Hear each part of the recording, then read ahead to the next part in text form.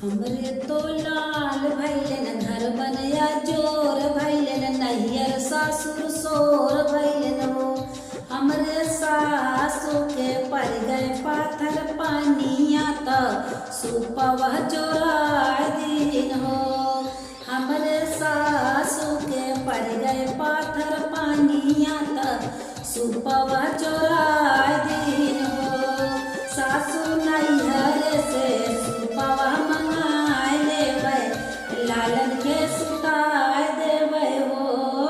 सासु नैहर से सुपवा मंगाए लेवे लालन के सुताए देवे हो।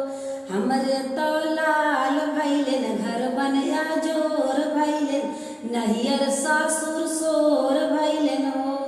हमरे जेठानी के पर गए पाथर पानिया त सिहिया चोराय दिन लोढ़वा चोराय दिन हो। जेठनी नैहर से सिहिया मंगाए लेवे पीपरी पिसाए लेवे हो। जेठनी नैहर से सिहिया मंगाए लेवे पीपरी पिसाए लेवे हो।